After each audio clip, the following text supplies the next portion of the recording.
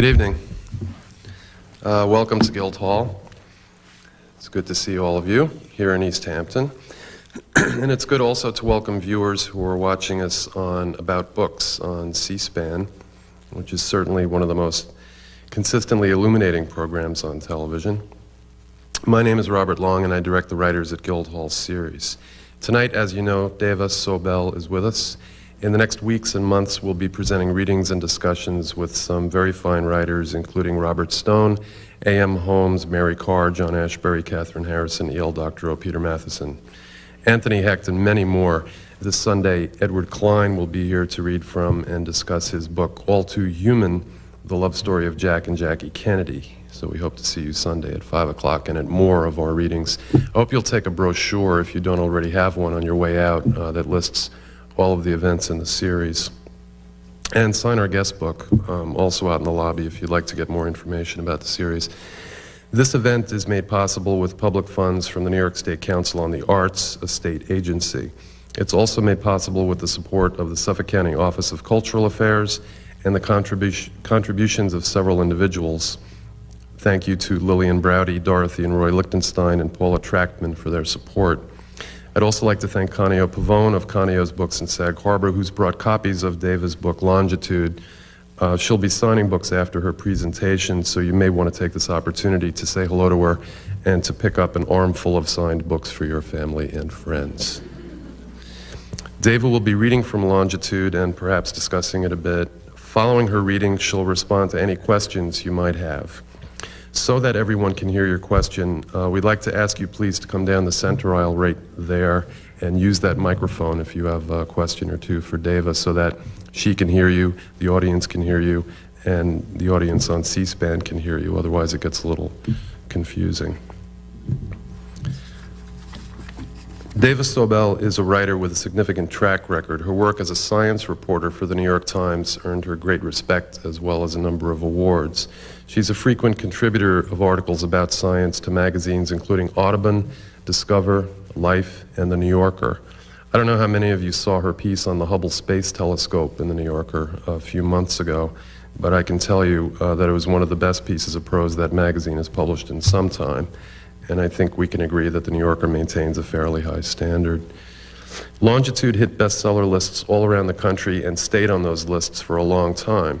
It's a remarkable book that is about a lot more than one initially expects. It's the story of John Harrison, who invented the first clock that could carry true time from land to sea, the first accurate marine chronometer. But this is not only, as its subtitle announces, quote, the true story of the lone genius who solved the greatest scientific problem of his time. It is also a book about the 18th century, about politics, war, and scientific revolution, and about human behavior. John Harrison's story is compelling, and Deva Sobel makes it unforgettable. She writes with enormous elegance and clarity and wit, and it is for that reason that Longitude has earned such great praise and has been read by so many people. It's a great pleasure and an honor to introduce her to you now, Deva Sobel.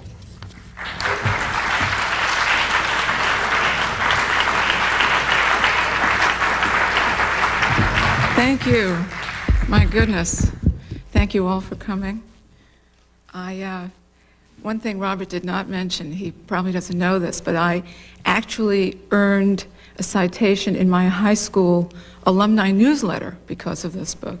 They have ignored my existence all this time, whether I had children or worked for the Times, any other notable thing I did. But this book got their attention, and when they printed it, they said the title was The True Story of a Love Genius Who Solved the Greatest Scientific Problem. And I thought, the sex and violence come out at last, because all this time it's been a mystery to me how it got the attention it got. But I brought this along. I just want to make it perfectly clear that the longitude lines go this way. And I love looking at this because you see these lines. I saw these lines on every map and globe I ever looked at, and they make just a boring background pattern. And it is interesting to realize that there was a time when they were a matter of life or death. And furthermore, that the entire age of exploration was carried out without anyone's ever knowing where he was. It's true. So we'll come back to the globe later. Maybe it'll help answer some questions. I would like to read a little bit about what the world was like before it was possible to determine longitude at sea. This is from chapter 2, The Sea Before Time. They that go down to the sea in ships, that do business in great waters, these see the works of the Lord and his wonders in the deep. Dirty weather, Admiral Sir Cloudesley Shovel called the fog that had dogged him 12 days at sea. Returning home victorious from Gibraltar after skirmishes with the French Mediterranean forces, Sir Cloudesley could not beat the heavy autumn overcast. Fearing the ships might founder on coastal rocks, the Admiral summoned all his navigators to put their heads together. The consensus opinion placed the English fleet safely west of Ile d'Ouessant, an island outpost of the Brittany Peninsula. But as the sailors continued north, they discovered to their horror that they had misgauged their longitude near the Scilly Isles. These tiny islands, about 20 miles from the southwest tip of England, point to Land's End like a path of stepping stones. And on that foggy night of October 22nd, 1707, the Scillies became unmarked tombstones for 2,000 of Sir Cloudesley's troops. The flagship, the Association, struck first. She sank within minutes, drowning all hands. Before the rest of the vessels could react to the obvious danger, 2 more ships, the Eagle and the Romney, pricked themselves on the rocks and went down like stones. In all, 4 warships were lost. Only 2 men washed ashore alive. One of them was Sir Cloudesley himself, who may have watched the 57 years of his life flash before his eyes as the waves carried him home. Certainly he had time to reflect on the events of the previous 24 hours, when he made what must have been the worst mistake in judgment of his naval career. He had been approached by a sailor, a member of the Association's crew, who claimed to have kept his own reckoning of the fleet's location during the whole cloudy passage. Such subversive navigation by an inferior was forbidden in the Royal Navy, as the unnamed seaman well knew. However, the danger appeared so enormous by his calculations that he risked his neck to make his concerns known to the officers. Admiral Shovel had the man hanged for mutiny on the spot. No one was around to spit "I told you so" into Sir Cloudesley's face as he nearly drowned. But as soon as the Admiral collapsed on dry sand, a local woman combing the beach purportedly found his body and fell in love with the emerald ring on his finger. Between her desire and his depletion, she handily murdered him for it. 3 decades later, on her deathbed, this same woman confessed the crime to her clergyman, producing the ring as proof of her guilt and contrition. The demise of Sir Cloudesley's fleet capped a long saga of seafaring in the days before sailors could find their longitude. Page after page from this miserable history relates quintessential horror stories of death by scurvy and thirst, of ghosts in the rigging, and of landfalls in the form of shipwrecks, with hulls dashed on rocks and heaps of drowned corpses fouling the beaches. In literally hundreds of instances, a vessel's ignorance of her longitude led swiftly to her destruction. Launched on a mix of bravery and greed, the sea captains of the 15th, 16th, and 17th centuries relied on dead reckoning to gauge their distance east or west of home port. The captain would throw a log overboard on a knotted cord and observe how quickly the ship receded from this temporary guidepost. He noted the crude speedometer reading in his ship's logbook, along with the direction of travel, which he took from the stars or a compass, and the length of time on a particular course, counted with a sand glass or a pocket watch. Factoring in the effects of ocean currents, fickle winds, and errors in judgment, he then determined his longitude. He routinely missed his mark, of course, searching in vain for the island where he had hoped to find fresh water, or even the continent that was his destination. Long voyages waxed longer for lack of longitude, and the extra time at sea condemned sailors to the dread disease of scurvy. The ocean-going diet of the day, devoid of fresh fruits and vegetables, deprived them of vitamin C, and their body's connective tissue deteriorated as a result. Their blood vessels leaked, making the men look bruised all over, even in the absence of any injury. When they were injured, their wounds failed to heal. Their legs swelled.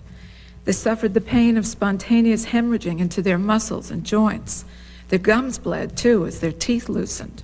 They gasped for breath, struggled against debilitating weakness, and when the blood vessels around their brains ruptured, they died. Beyond this potential for human suffering, the global ignorance of longitude wreaked economic havoc on the grandest scale. It confined ocean-going vessels to a few narrow shipping lanes that promised safe passage. Forced to navigate by latitude alone, whaling ships, merchant ships, warships, and pirate ships all clustered along well-trafficked routes where they fell easy prey to one another. In 1592, for example, a squadron of 6 English men of war coasted off the Azores, lying in ambush for Spanish traders heading back from the Caribbean. The Madre de Deus, an enormous Portuguese galleon returning from India, sailed into their web. Despite her 32 brass guns, the Madre de Deus lost the brief battle, and Portugal lost a princely cargo. Under the ship's hatches lay chests of gold and silver coins, pearls, diamonds, amber, musk, tapestries, calico, and ebony. The spices had to be counted by the ton. More than 400 tons of pepper, 45 of cloves, 35 of cinnamon, and 3 each of mace and nutmeg. The Madre de Deus proved herself a prize worth £500,000 sterling, or approximately half the net value of the entire English exchequer at that date. By the end of the 17th century, nearly 300 ships a year sailed between the British Isles and the West Indies to ply the Jamaica trade. Since the sacrifice of a single one of these cargo vessels caused terrible losses, merchants yearned to avoid the inevitable. They wished to discover secret routes, and that meant discovering a means to determine longitude.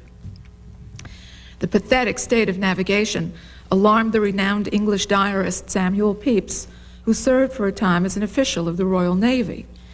Commenting on his 1683 voyage to Tangier, Pepys wrote, "It is most plain, from the confusion all these people are in, how to make good their reckonings, even each man's with itself, and the nonsensical arguments they would make use of to do it, and disorder they are in about it, that it is by God's almighty providence and great chance, and the wideness of the sea, that there are not a great many more misfortunes and ill chances in navigation than there are." So with things being in such dire straits, the governments of Europe began offering prizes to anyone who could figure out how to solve the problem. And the British prize, which was announced in an act of parliament, was passed in 1714, and it offered the biggest prize of all. So it was the largest and the last because it provided a powerful incentive to invention. And people began thinking more seriously about what they might do to solve the problem. The prize was £20,000 sterling, which is roughly the equivalent of $12 million in today's currency. So it was a contest, and like any contest, it needed judges. The Longitude Act established a blue ribbon panel of judges that became known as the Board of Longitude. This board, which consisted of scientists, naval officers, and government officials, exercised sole discretion over the distribution of the prize money. The board, according to the Longitude Act, could give incentive awards to help impoverished inventors bring promising ideas to fruition. This power over purse strings made the Board of Longitude perhaps the world's first official research and development agency. And though none could have foreseen it at the outset, the Board of Longitude was to remain in existence for more than 100 years. By the time it finally disbanded in 1828, it had dispersed funds in excess of £100,000. In order for the commissioners of Longitude to judge the actual accuracy of any proposal, The technique had to be tested on one of Her Majesty's ships as it sailed over the ocean from Great Britain to any such port in the West Indies as those commissioners choose, without losing their longitude beyond the limits before mentioned. You could still miss your destination by about 30 miles and win. So-called solutions to the longitude problem had been a dime a dozen, even before the Act went into effect. After 1714, with their potential value exponentially raised, such schemes proliferated. In time, the board was literally besieged by any number of conniving and well-meaning persons who had heard word of the prize and wanted to win it. Some of these hopeful contenders were so galvanized by greed that they never stopped to consider the conditions of the contest. Thus, the board received ideas for improving ships' rudders, for purifying drinking water at sea, and for perfecting special sails to be used in storms. Over the course of its long history, the board nearly collapsed under the weight of blueprints for perpetual motion machines and proposals that purported to square the circle or make sense of the value of pi. In the wake of the Longitude Act, the concept of discovering the longitude became a synonym for attempting the impossible. Longitude came up so commonly as a topic of conversation and the butt of jokes that it rooted itself in the literature of the age. In Gulliver's Travels, for example, the good Dr. Lemuel Gulliver, when asked to imagine himself as an immortal Struldbrug, anticipates the enjoyment of witnessing the return of various comets, the lessening of mighty rivers into shallow brooks, and the discovery of the longitude, the perpetual motion, the universal medicine, and many other great inventions brought to the utmost perfection. Well, a lot of silliness got suggested as attempts at a longitude solution, but eventually the most serious contender emerged in a virtually unknown and self-educated Englishman from the North Country, whose name was John Harrison. And I'd like to tell you about him. He is the hero, the lone genius. So little is known of the early life of John Harrison that his biographers have had to spin the few thin facts into whole cloth. These highlights, however, recall such stirring elements in the lives of other legendary men that they give Harrison's story a leg up. For instance, Harrison educated himself with the same hunger for knowledge that kept young Abraham Lincoln reading through the night by candlelight. He went from, if not rags, then assuredly humble beginnings to riches by virtue of his own inventiveness and diligence, in the manner of Thomas Edison or Benjamin Franklin. And at the risk of overstretching the metaphor, Harrison started out as a carpenter and spending the first 30 years of his life in virtual anonymity before his ideas began to attract the world's attention. John Longitude Harrison was born March 24, 1693, in the county of Yorkshire, the eldest of 5 children. His family, in keeping with the custom of the time, dealt out names so parsimoniously that it is impossible to keep track of all the Henrys, Johns, and Elizabeths without pencil and paper. To wit, John Harrison served as the son, grandson, brother, and uncle of one Henry Harrison or another, while his mother, his sister, both his wives, his only daughter, and 2 of his 3 daughters-in-law all answered to the name Elizabeth. His first home seems to have been on the estate called Nostell Priory of a rich landowner who employed the elder Harrison as a carpenter and custodian. Early in John's life, perhaps around his 4th birthday, not later than his 7th, the family moved, for reasons unknown, 60 miles away to the small Lincolnshire village of Barrow, also called Barrow-on-Humber, because it sat on the south bank of that river. In Barrow, young John learned woodworking from his father. No one knows where he learned music, but he played the viol, rang and tuned the church bells, and eventually took over as choir master at the Barrow Parish Church. Many years later, Harrison would expound his radical theory on the musical scale. Harrison completed his first pendulum clock in 1713, before he was 20 years old. Why he chose on chose to take on this project and how he excelled at it with no experience as a watchmaker's apprentice remain mysteries. Historians wonder which clocks, if any, Harrison might have dismantled and studied before fashioning his own. A tale, probably apocryphal, holds that he sustained himself through a childhood illness by listening to the ticking of a pocket watch laid upon his pillow. But no one can guess where the boy would have gotten such a thing. Clocks and watches carried high price tags in Harrison's youth. Even if his family could have afforded to buy one, they could not have found a ready source. No known clockmaker, other than self-taught Harrison himself, lived or worked anywhere around North Lincolnshire in the early 18th century. No one knows when or how Harrison first heard word of the Longitude Prize. Some say that the nearby port of Hull, just 5 miles north of Harrison's home and the third largest port in England, would have been abuzz with the news. From there, any seaman or merchant could have carried the announcement downstream across the Humber on the ferry.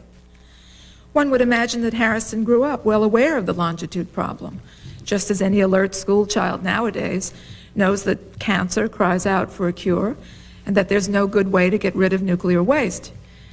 Longitude posed the great technological challenge of Harrison's age. He seems to have begun thinking of a way to tell time and longitude at sea even before Parliament promised any reward for doing so, or at least before he learned of the posted reward. In any case, whether or not his thoughts favored longitude, Harrison kept busy with tasks that prepared his mind to solve the problem. And eventually he did come up with an idea. And his idea had to do with timekeeping. The whole trick in longitude is to be able to know the time in two places at once. Because the Earth is a circle, so it's 360 degrees around, and it goes this way. It does this once every 24 hours. So every hour's difference is 360 divided by 24, or 15 degrees of longitude. This is all the math, I promise.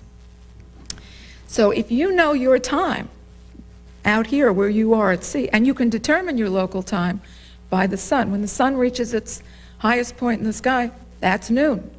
And then you can keep track of the hours with a sand glass. But the thing is, you have to know the time somewhere else.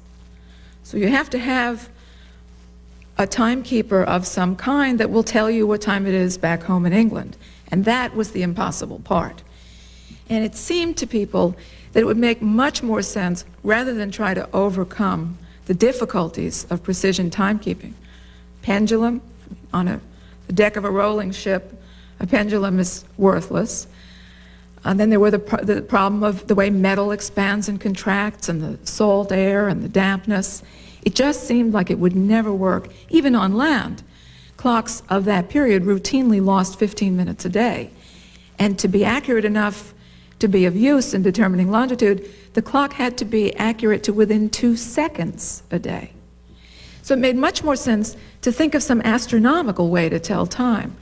And all of the great observatories in Europe were founded to solve the longitude problem. And they were about to crack it when Harrison finished his design for his first sea clock, and decided to go to London and see if anybody would be impressed with it. When John Harrison arrived in London in the summer of 1730, the Board of Longitude was nowhere to be found. Although that august body had been in existence for more than 15 years, it occupied no official headquarters. In fact, it had never met. So indifferent and mediocre were the proposals submitted to the board that individual commissioners had simply sent out letters of rejection to the hopeful inventors.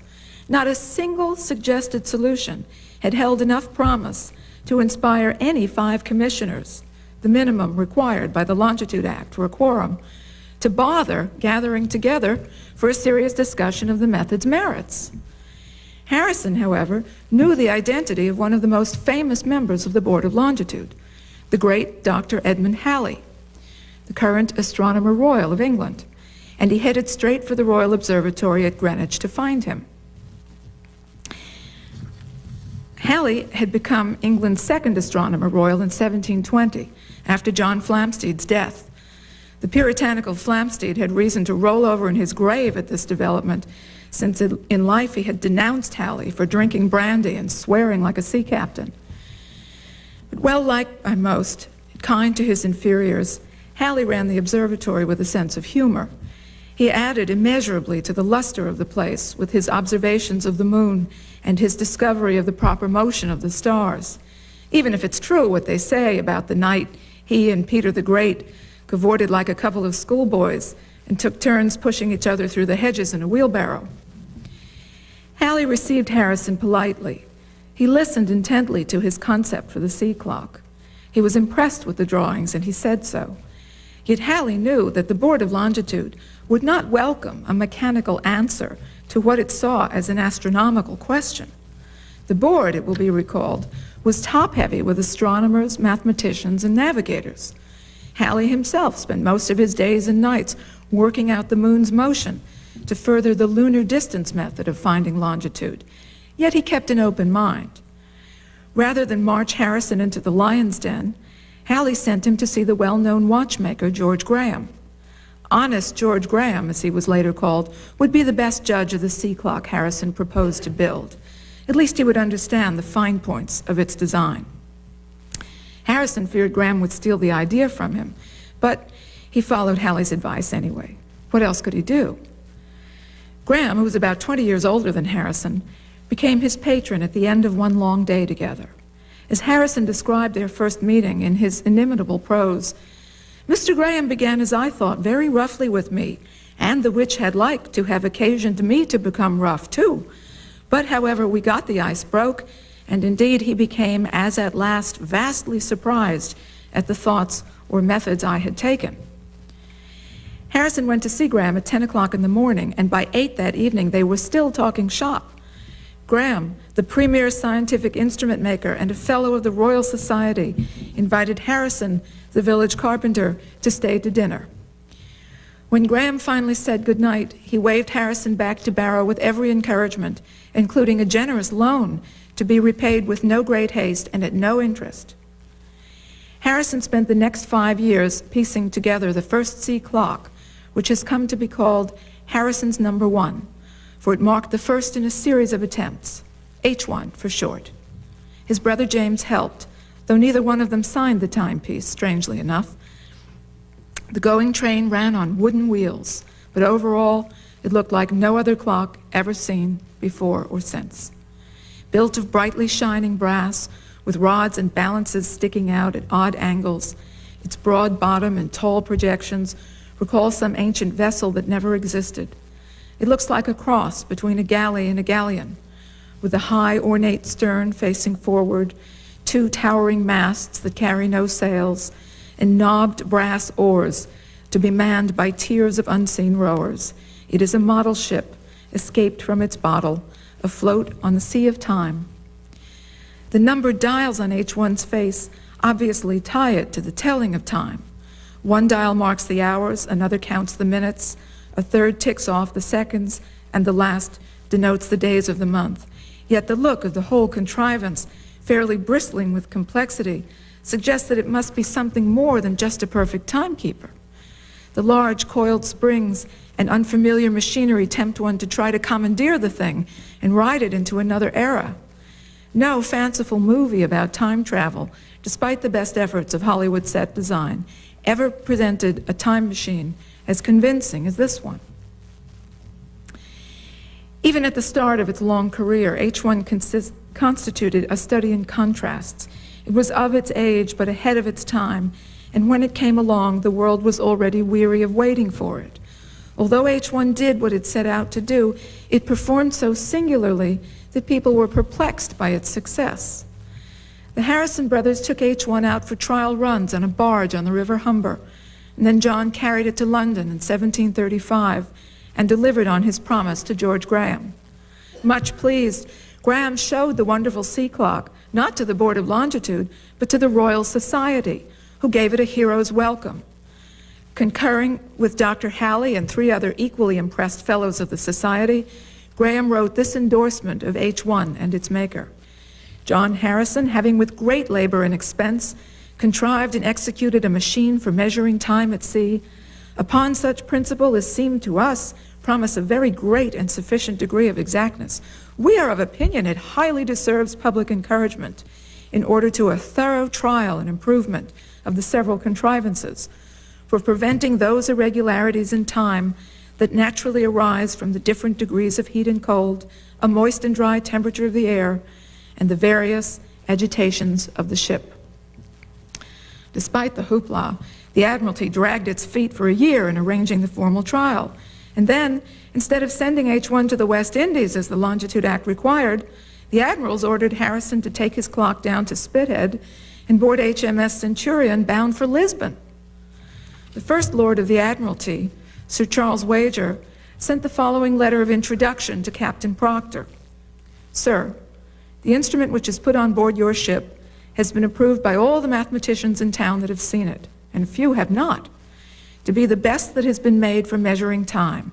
How it will succeed at sea, you will be a judge. I have writ to Sir John Norris to desire him to send home the instrument and the maker of it, who I think you have with you, by the first ship that comes. The man is said by those who know him best to be a very ingenious and sober man, and capable of finding out something more than he has already, if he can find encouragement. I desire, therefore, that you will let the man be used civilly, and that you will be as kind to him as you can. Captain Proctor wrote back right away to say, the instrument is placed in my cabin, for giving the man all the advantage that is possible for making his observations, and I find him to be a very sober, a very industrious, and withal a very modest man, so that my good wishes can't but attend him. But the difficulty of measuring time, truly, where so many unequal shocks and motions stand in opposition to it, gives me concern for the honest man, and makes me fear he has attempted impossibilities. But, sir, I will do him all the good and give him all the help that is in my power, and acquaint him with your concern for his success and your care that he shall be well treated. Proctor needn't have worried about the performance of Harrison's machine. It was the man's stomach that gave him grief.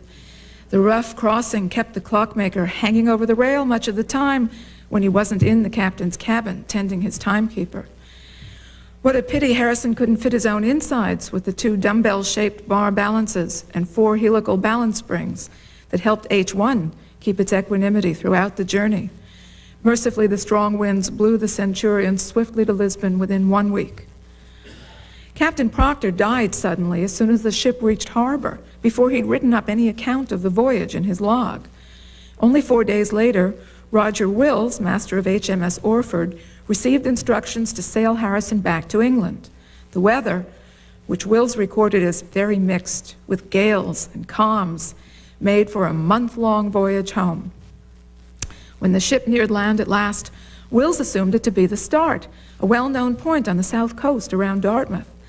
That was where his reckoning placed the ship. Harrison, however, going by his sea clock, counted that the land sighted must be the Lizard on the Penzance Peninsula, more than 60 miles west of the Start. And so it was. This correction greatly impressed Master Wills. Later, he swore out an affidavit, admitting his own mistake and praising the accuracy of the timekeeper. Wills gave this certificate, dated June 24th, 1737, to Harrison as an official pat on the back. It marked the start of a banner week for Harrison, because on the 30th, the commissioners of the Board of Longitude convened for the very first time, 23 years after the board was created, citing his marvelous machine as the occasion.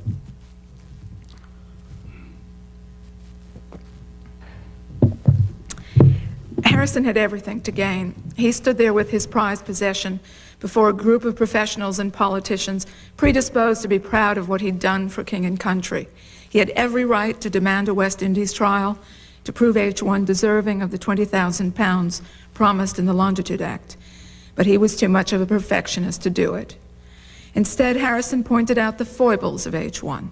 He was the only person in the room to say anything at all critical of the sea clock, which had not erred more than a few seconds in 24 hours to or from Lisbon on the trial run. Still, Harrison said it showed some defects that he wanted to correct. He conceded he needed to do a bit more tinkering with the mechanism. He could also make the clock a lot smaller, he thought. With another 2 years' work, if the board could see its way clear to advancing him some funds for further development, he could produce another timekeeper, an even better timekeeper, and then he would come back to the board and request an official trial on a voyage to the West Indies, but not now. The board gave its stamp of approval to an offer it couldn't refuse. As for the £500 Harrison wanted as seed money, the board promised to pay half of it as soon as possible. Harrison could claim the other half once he had turned over the finished product to a ship's captain of the Royal Navy. At that point, according to the agreement recorded in the minutes of the meeting, Harrison would either accompany the new timekeeper to the West Indies himself or appoint some proper person to go in his stead. Perhaps the commissioners had heard of Harrison's seasickness and were already making allowances for him. One last provision completed the compact. Upon the return of the second timekeeper from its trial at sea, Harrison would surrender it, along with the first sea clock, for the use of the public. A better businessman might have balked at this point. Indeed, Harrison could have argued that while the board was entitled to the second machine as thanks for its subsidy, it had no claim to the first, which he had built at his own expense. But rather than quibble over rights of ownership, he took the board's proprietary interest as a positive incentive. He inferred that he was in their employ now, like an artist commissioned to create a great work for the throne, and so would be royally rewarded. Harrison wrote this assumption prominently, a bit pompously, on the face of the second timekeeper when he finished it. Above the austere, unornamented dial of H2 is an engraved silver plate with flourishes of scrolls surrounding the inscription, "Made for His Majesty George II, by order of a committee held on 30th of June, 1737. If Harrison harbored any illusions of grandeur about H2, he dashed them himself in short order. By the time he presented the new clock to the Board of Longitude in January 1741, he was already disgusted with it. He gave the commissioners something of a repeat performance of his previous appearance before them. All he really wanted, he said, was their blessing to go home and try again. As a result, H2 never went to sea. The second timekeeper, which had turned out to be a brass heavyweight of 86 pounds, although it did fit into a smaller box as promised, was every inch as extraordinary as the first. It embodied several new improvements. Also, the whole machine passed many rigorous tests with flying colors. The report of the Royal Society says that these tests subjected H2 to heating, to cooling, and to being agitated for many hours together with greater violence than what it could receive from the motion of a ship in a storm. Not only did H2 survive this drubbing, but it won full backing from the Society. And the result of these experiments is this, that as far as can be determined without making a voyage to sea, the motion is sufficiently regular and exact for finding the longitude of a ship within the nearest limits proposed by Parliament and probably much nearer. But it wasn't good enough for Harrison. The same vice-like conviction that led him to his finest innovations along his own lines of thinking without regard for the opinions of others rendered him deaf to praise. What did it matter what the Royal Society thought of H2 if its mechanism did not pass muster with him? Harrison, now a London resident and 48 years old, faded into his workshop and was hardly heard from during the nearly 20 years he devoted to the completion of H3, which he called his curious third machine. He emerged only to request and collect from the board occasional stipends of £500 as he slogged through the difficulties of transforming the bar-shaped balances of the first two timekeepers into the circular balance wheels that graced the third.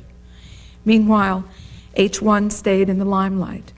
Graham had it on loan from Harrison and kept it on exhibit in his shop, where people came from all over the world just to look at it.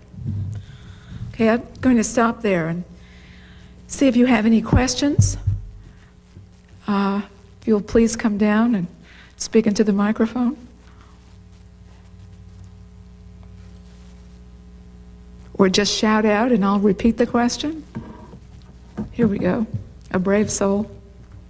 David David, do you have any pictures of the balance type mechanism? Because I haven't seen that. Do I have pictures? I tell you, with all the nice things that have been said about this book, the constant criticism I receive is that there were no pictures. This was actually a conscious decision. Yes, I have pictures, but I did not bring my slides tonight. But since you're in this very town, and if you stay and talk to me, I will arrange for you to get to look at some of the pictures. They are truly beautiful things, and they all still work, which is perhaps the most amazing part, and it is possible to go and watch them at the Maritime Museum in London. Any other questions? Here we go.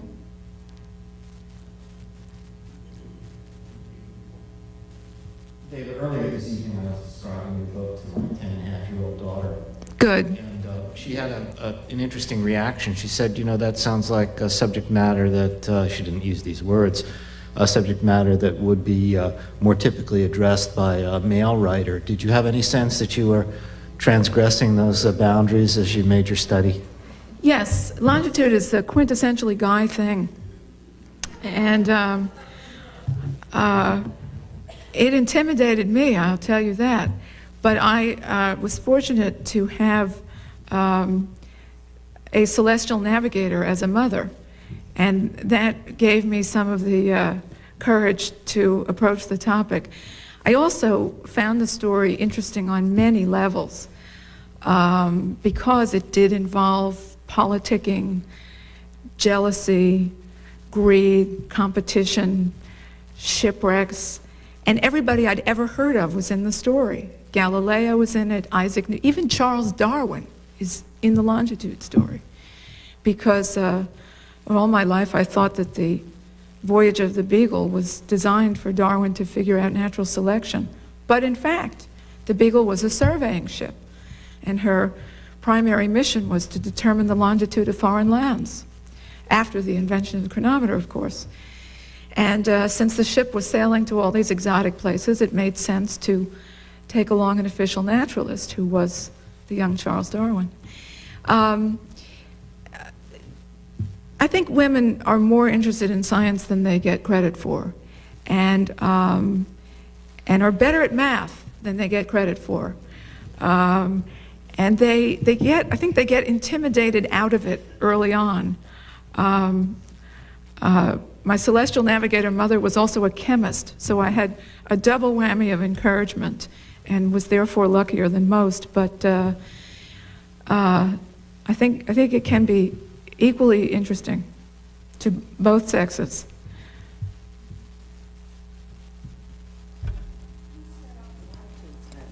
Do they go back? The question is, who set up the Who latitude? set up the latitudes? I just thought they all came with the Garden of Eden.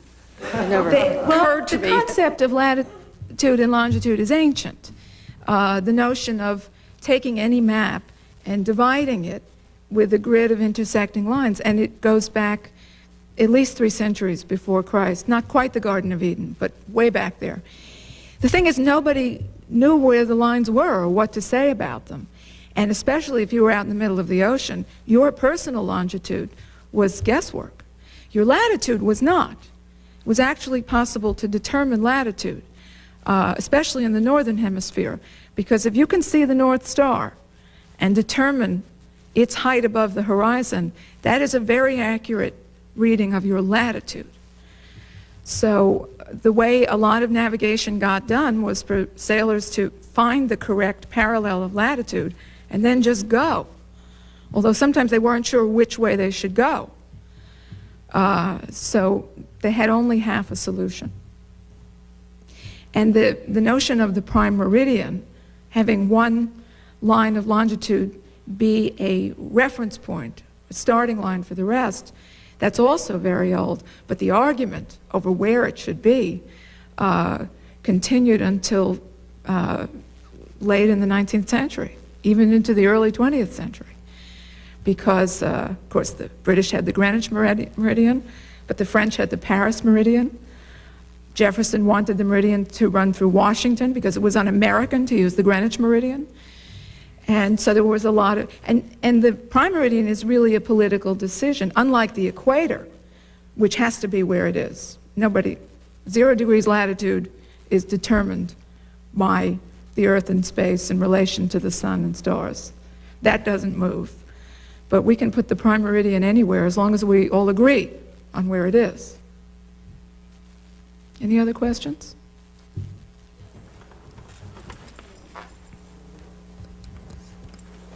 Thank you. Back to the subject of women. I spoke with you about a year ago at the John Steinbeck Book Fair, and at that point you said you were working on a book about a woman, and I can't remember who it was. I think it was the daughter of a famous person. Can you speak about that? Oh, there you go. Yeah, which actually came out of this book because Galileo was one of the many people who tried to solve the longitude problem and competed for prize money in Spain and Italy and the Netherlands. Never won any of it. But he understood the whole concept, and he came at it both ways. He had an astronomical solution, and he also tried to build a clock. And longitude was one of the safer things he got into. He didn't get into trouble with the church when he was working on that. So an entire book was written about Galileo's efforts to solve the longitude problem, and I was reading that.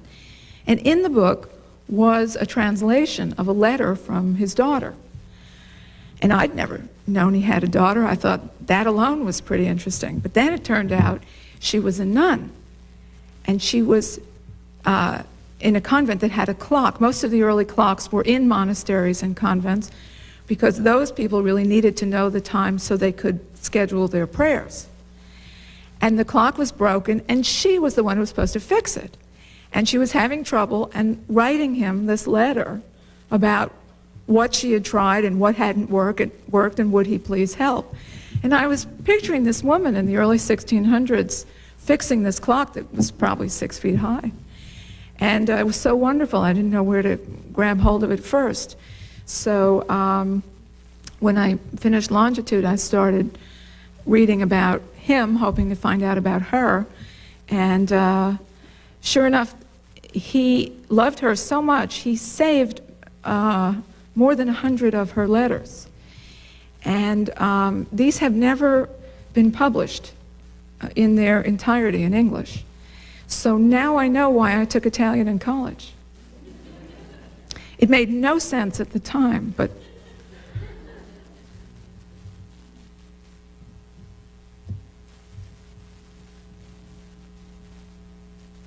I think I understand about longitude as long as you stay on the equator. But as you go north or south, the longitudinal lines converge. great question.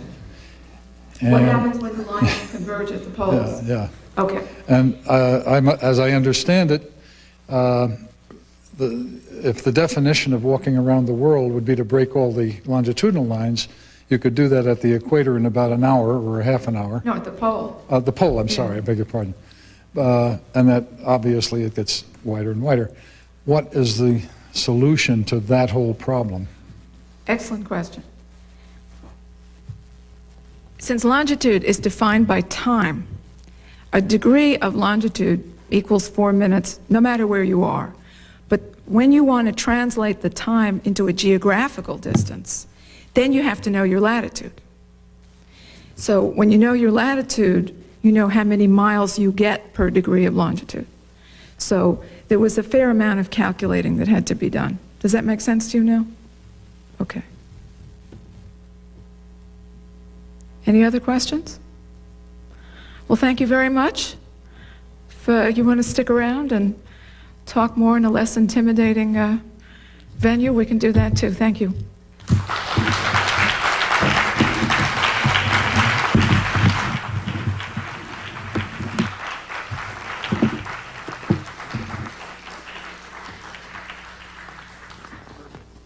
Great, thanks. Thank you, David. Thank you all. Please join us in the Moran Gallery, and you can pick up copies of Longitude and say hello to David. Thanks. Hope to see you again.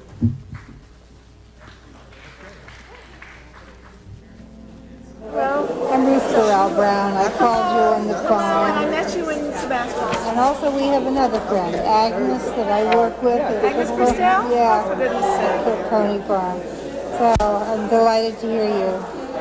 And I just wanted to tell you that besides being totally educated by your book, that I think I told you on the phone. 2 R's and 2 L's, excuse me. 1 R. Oh, It doesn't make any no, difference. I'm going to fix it. BURELL-Brown is fine. But leave the 2 R's, it's okay, it doesn't matter. What were you saying? I should try to do 2 things No, at once. I just wanted to say that besides being educated, I was so touched that I cried at the end of the book thank you. because I felt such commitment. And I thought, how could anyone have so much commitment?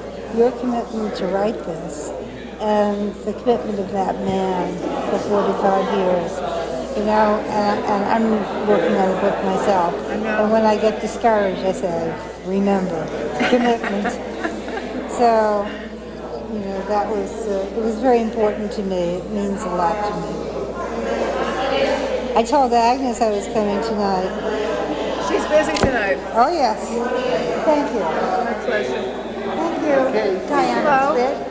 I'm an artist. I live here in East Hampton. I was so fascinated by your lecture. I'm so glad you came. I'm glad you here. came. Thank Yes. you. I loved your comments about your mother. I thought that was wonderful. Did you understand the And expression? Yes. Okay. Yes, and I wonder also... what people in foreign countries think of Canarsie. I once heard it described as being in upstate New York. Yes, what do they think? The rhythm of your prose is so beautiful. I imagine many people say it's very poetical. Thank you. It's wonderful to be read to and to hear such beautiful thank you. prose. It was really an enriching evening. Is it Diana? Diana, D-I-A-N-A. Plitt, P-L-I-T-T.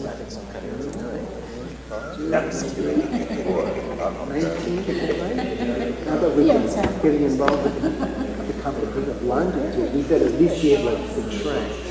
That was 21.